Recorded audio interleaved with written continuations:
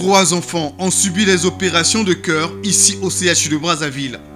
Ce qui n'était pas possible hier l'a été grâce à l'ONG La Chaîne de l'Espoir qui est présente à Brazzaville depuis le 4 novembre.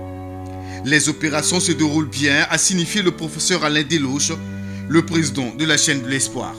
J'ai alerté l'équipe de Toulouse qui est au travail en ce moment, mais qui est à votre disposition si vous voulez rencontrer quelques infirmières ou infirmiers, chirurgiens, anesthésistes, et une équipe au total de 14 personnes, y compris les techniciens, sont déplacés de Toulouse pour venir faire cette première.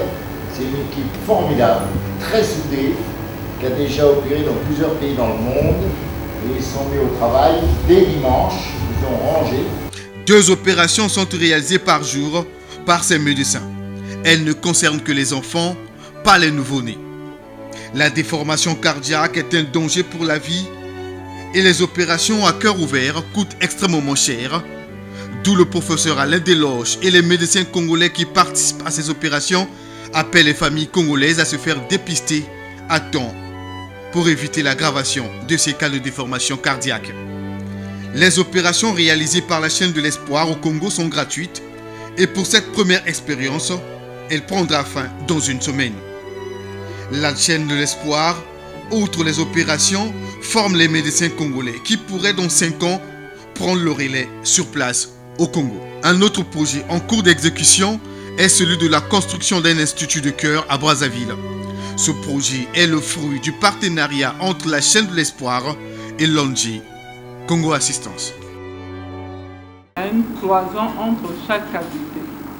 Ce sont comme des murs.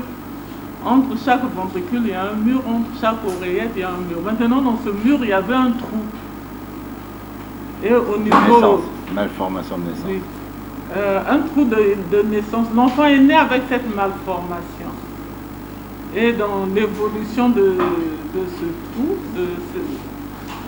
de cette communication, qu'on appelle communication, il y a eu une membrane, une sorte de bouchon qui s'est développé et qui évoluait, qui commençait à empêcher le sang d'aller dans l'aorte, donc dans le gros vaisseau qui distribue le sang dans le reste du corps.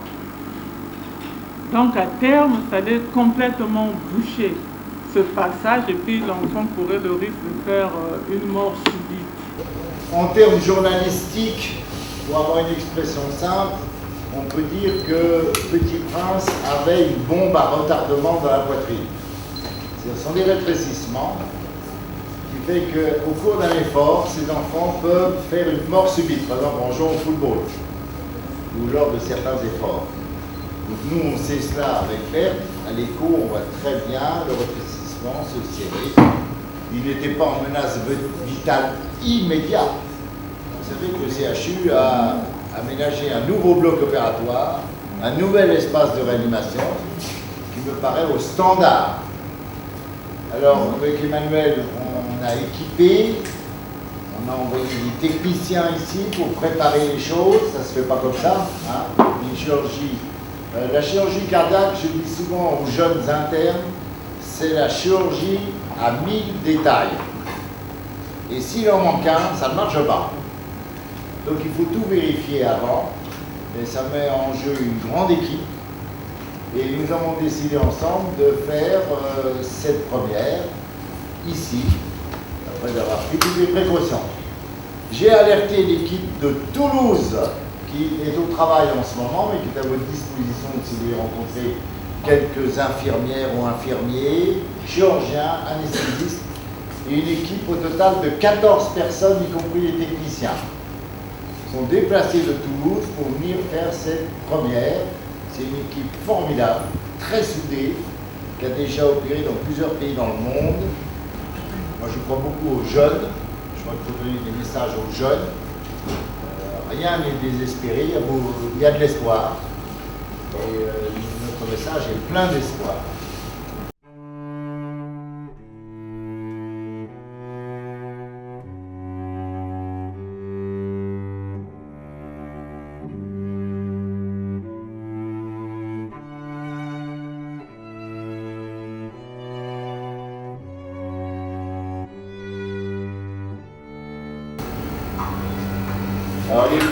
autorités de l'État ont été bien sûr prévenues de ce projet. Ils nous aident. Nous, on ne peut pas faire sans l'État. C'est pas possible. Et le président de la République lui-même trouve ce projet séduisant. Il l'a transformé dans son terme. C'est lui qui a pensé qu'on pouvait l'appeler le hub du cœur. Hub comme pour l'aviation, il y a un carrefour. Et bien sûr, on voit tout de suite l'idée de la sous-région.